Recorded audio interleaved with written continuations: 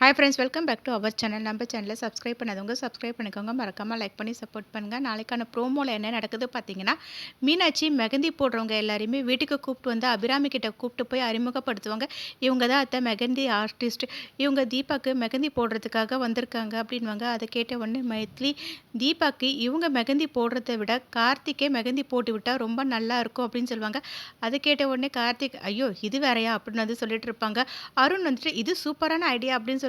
உடனே கார்த்திக், அதான் உங்களுக்கும் கல்யாணம் ஆகிட்டு ஒய்ஃப் இருக்காங்கல்ல, அவங்களுக்கு எல்லாருக்குமே நீங்களும் வந்து மெகந்தி போட்டு விடணும் அப்படின்வாங்க.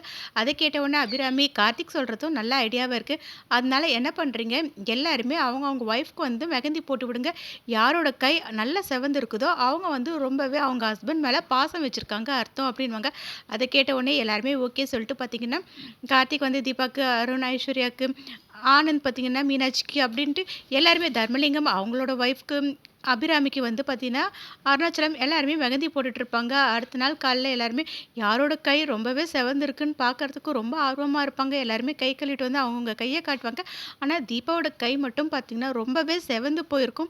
எல்லாருமே வந்துட்டு, நீ வந்து அந்த அளவுக்கு உன்னோட புருஷன் மேலே பாசம் வச்சுருக்கியா அப்படின்னு வந்து கிண்டல் பண்ணிட்டு இருப்பாங்க.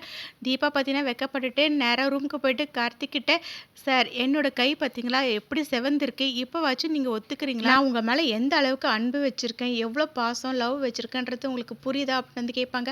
அதை கேட்டால் கார்த்திக் தீபாவை பார்த்து அப்படியே சிரிச்சிட்டு இருப்பாரு. எப்படியும் இந்த ப்ரோமோ எண்ட் ஆகும்.